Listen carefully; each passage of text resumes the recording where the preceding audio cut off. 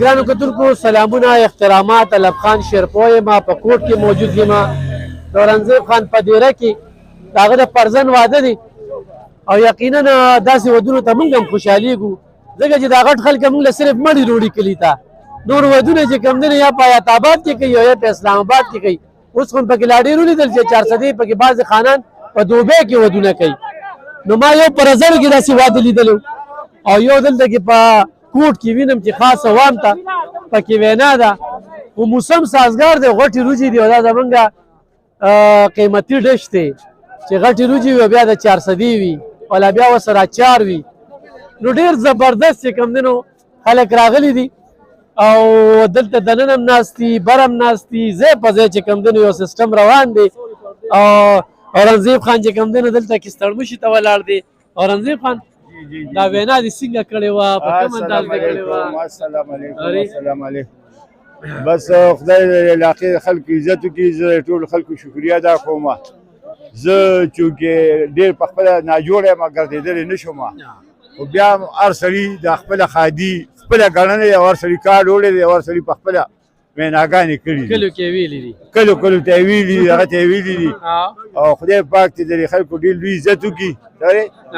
چې هغوی دا خادي خپله خادي وګڼله او په خپله راغلل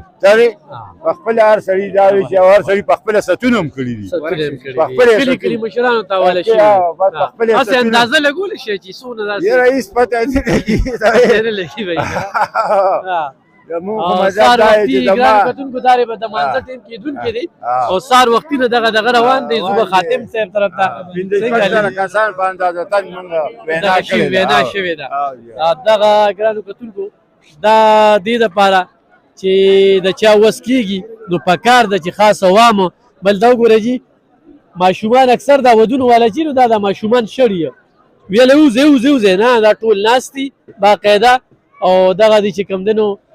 روټه انتظار کوي. دې خوا ته هم چې کوم دی نو خلکه ناست دي او دلته کې هم څنګه ښې خیر دی څټ یې او دا د واده زلمې به در سره متعارف کومه. خاتم صاحب خاتم چې کوم دی نو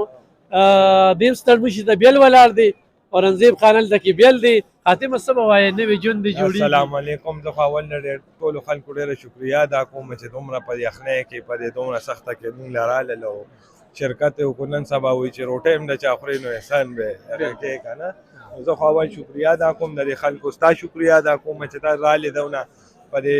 دومره سخت ټایم کې د ټایم وباسلو موږ له ټایم راکړو او باقي دغه ماحول دی تاسو خپله ګورئ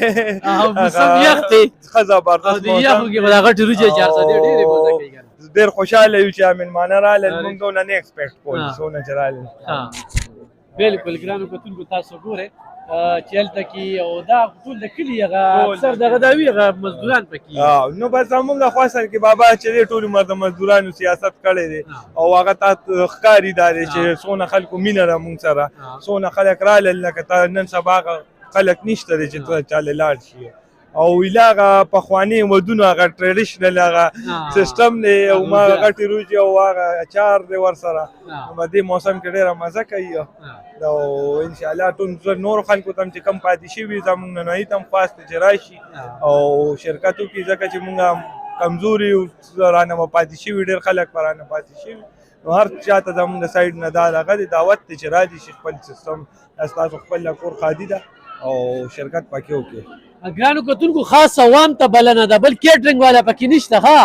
چې څونه څوک ما داسې ولیدل ټول د کلي علاقې خلک لګیا دي څوک دیګونو ته څوک مجمې وړي ماشومان هم لګیا دي د کلي پخواني ماحول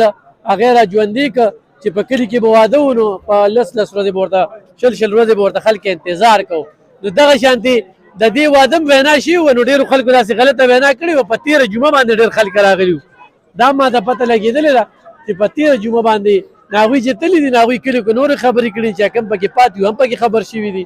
نو ډېر زبردست د کلي هغه ماحول او پخواني ژوند پخواني مشرانو یادونه اورنګزیب خان چې کوم دی را تازه کړل. فرق دا دی د دې واده چې ما زه د بل واده صفت کوم نو دې کې کیټرینګ والا هم نشته دې کې ټول کلیوال لګیا دي خاص عوامو ون ډش ورسره اچار او زما له طرف نه ته دعوت دی خو دې وخت کې څوک دا ویډیو ګوري نو راشئ د غټو وریجو نه لطف اندوز کې ډېرې ښکلې پخ کړي دي موږ هم ډېرې په شوق او ډېرې زیاتې چې کوم دي نه هغه وخوړلې